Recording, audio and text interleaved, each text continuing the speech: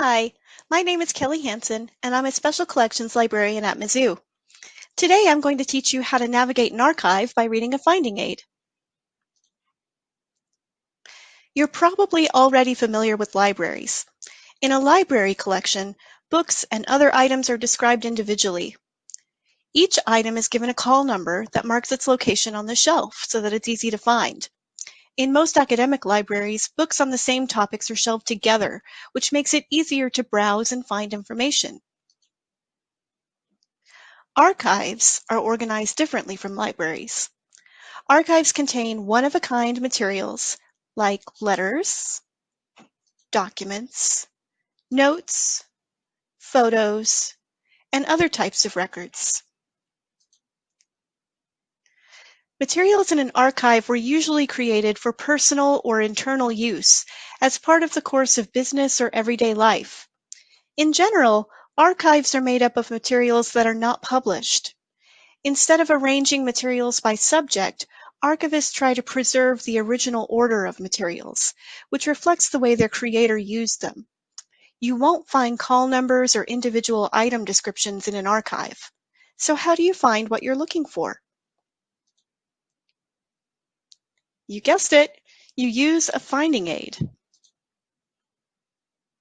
Finding aids for materials and special collections can be found on the Special Collections website under the Collections menu.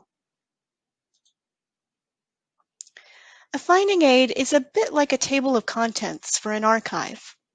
There are several different types of information you can get from a finding aid. Let's look at the Martin and Margaret Hiller collection as an example. At the top of the finding aid, you'll find information about the library or archive that holds the materials. This is important when arranging for access, so make a note of that. Extent tells you how much stuff is in the collection and what kind of stuff it is. When you see linear feet, think of that as boxes of papers lined up side by side. In this case, there aren't many boxes, but there are a lot of slides. Creators tells you who produced the materials, and provenance tells you how the library or archive got them. Scrolling down a bit, the scope and contents note gives you an idea of what kinds of materials are in the collection and what they cover. In this case, you'll see that we're dealing mainly with photographs, film, and audio recordings. And they document parts of China between 1945 and 1948.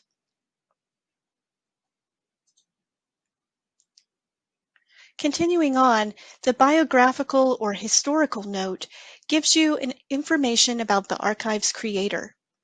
In this case, it's two people, Martin and Margaret Hiller, but archives are also created by organizations, families, businesses, and other groups. This note helps you, the researcher, to put the materials in context. Next, we have a very important section, collection details and conditions of use. This is where archivists will put instructions for how to access the archive and any restrictions that might exist. Often there are copyright restrictions. Some archives have additional restrictions imposed on them by the donors or creators. Some collections have restrictions imposed by law, in the case of medical or educational records, for example. And some collections have no restrictions at all, like this one. When you're doing research, it's very important for you to understand what the restrictions are before you start using the collection. It's also important to note any special conditions. In this case, notice the instruction about requesting items 48 hours in advance. You don't want to show up at the archive and find out that your materials won't be accessible for 2 days. The next section is the series descriptions. Remember when I said that finding aids are like a table of contents? Series are like the chapters in a book. The series description tells you what types of materials are in each series and how they're organized. Finally, we come to the inventory. The inventory is a list of the collection's contents.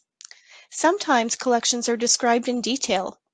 Sometimes all you get is a list of boxes. Either way, this is often the longest part of the finding aid. In the Hiller collection, the slides are organized by drawer, the way Martin Hiller stored them originally, and you can see that the archivist listed the broad categories Mr. Hiller applied to them. This doesn't tell you exactly what's in each drawer, but if you're looking for something specific, it will tell you where to start. As you look through the inventory, you can see the general subjects of the film and tape reels are also listed. Paper-based collections are often inventoried by box and file folder, as you can see in the last series. That wraps up our look at archives and finding aids.